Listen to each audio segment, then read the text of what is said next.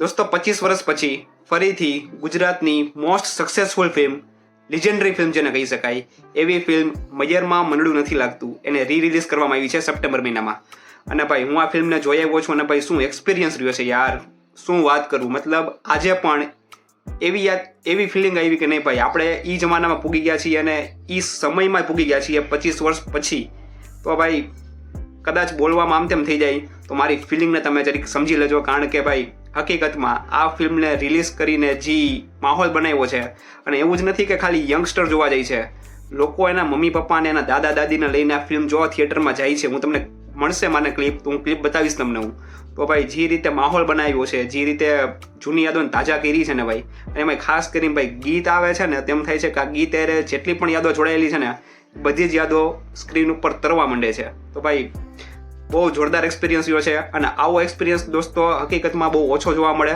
અને જે ગુજરાતની લિજેન્ડરી ફિલ્મ કહેવાય કે જે એને ગુજરાતમાં ઇતિહાસ રચી દીધો છે. અને કેવો ઇતિહાસ, તો કે આ ફિલ્મ લગભગ ગુજરાતની અંદર 52 અઠવાડિયા સુધી આવી હતી કન્ટિન્યુ. 52 અઠવાડિયા એટલે 1 વર્ષ થાય. તો આ ફિલ્મ લગભગ ગુજરાતીની અંદર 1 વર્ષથી કન્ટિન્યુ બતાવવામાં આવી હતી. તો એવી ફિલ્મનો આપણને ફરીથી જોવાનો મોકો મળતો હોય થિયેટરમાં, તો આ મોકો ચૂકવો ના જોઈએ. દોસ્તો ફિલ્મની વાત કરીએ એની પહેલાં નાની એવી રિક્વેસ્ટ છે કે મારાથી કંઈક આડાવડું બોલાઈ જાય તો થોડુંક માફ કરી દેજો, કારણ કે અંદરથી ઇમોશન જે રીતે નીકળે છે ને એ રીતે હું તમને કહેવાની ટ્રાય કરીશ, કારણ કે હકીકતમાં બહુ મજા આવી ગઈ છે ફિલ્મ જોવાની. ચાલો આપ થોડીક વાત કરી લઈએ આપણે. તો ફિલ્મની અંદર તમને ડેફિનેટલી લવ સ્ટોરી જોવા મળવાની જ છે.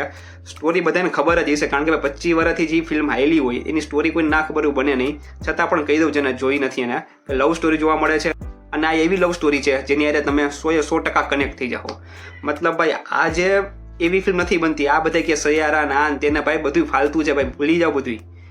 આ તમે જોવો લવ સ્ટોરી કોને કહેવાય, આપણું ગુજરાતી સંસ્કૃતિ શું છે એ તમે આ ફિલ્મ જોવો ને. અને ભાઈ ઉપરથી અલકા યાજ્ઞિકને લઈને જે ગીત ગાયા છે ભાઈ, આઉટસ્ટેન્ડિંગ. મતલબ ભાઈ તમને એ પિક્ચર જોઈને એમ થઈ જાય કે નહીં ભાઈ હકીકતમાં આ ગુજરાતી સિનેમાનું સોનું કહેવાય. બહુ જોરદાર ફિલ્મ છે. હું તમને કહું છું કે તમે ફિલ્મ ના જોઈ હોય ને તો તમે ફિલ્મ જોવા જાઓ. તમે તમારા મમ્મી પપ્પા હોય, દાદા દાદી હોય, બધાને આ ફિલ્મ લઈને જોવા જાઓ, કારણ કે એ લોકોને પણ એ જમાનાની યાદ તાજા થઈ જાય.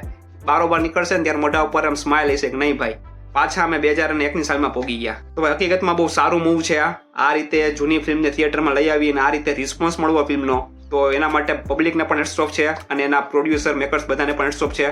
ખાસ કરીને દોસ્તો હિતેન કુમાર અને આનંદી ત્રિપાઠીને તમને જોડી જોવા મળે છે. તો ભાઈ એમાં તો કંઈ કહેવાનું ના ઘટે. અને દોસ્તો માફ કરજો હું બીજા કલાકારના નામ ભૂલી જવામાં તો. અને દોસ્તો તમને હજી એક વખત કહેવા માંગુ છું કે ફિલ્મના જેટલા પણ ગીતો તમે જ્યારે થિયેટરની અંદર સાંભળશો ને ત્યારે ડેફિનેટલી તમે એમાં ખોવાઈ જાઓ. મતલબ એ લેવલનું ઇમોશન, એ લેવલનું કનેક્શન તમે આ ફિલ્મ માટે ડેફિનેટલી બાંધી જ લેવાના છો. તો હું ડેફિનેટલી કહું છું કે જો આ ફિલ્મ તમારા નજીકના થિયેટરમાં લાગેલી હોય અથવા થોડાક આગાઈ હોય, પણ આ ફિલ્મનો એક વખત એક્સપિરિયન્સ જિંદગીમાં જરૂર કરજો. અને દોસ્તો ટૂંક જ સમયની અંદર તમને આ ચેનલમાં એક નવી વસ્તુ જોવા મળશે, તો ચેનલ જોડાયેલા રહેજો અને આવા નવા ક્વોલિટી કન્ટેન્ટ જોવા માટે મારી ચેનલ સબસ્ક્રાઈબ કરી લેજો. Love you, take care, bye bye.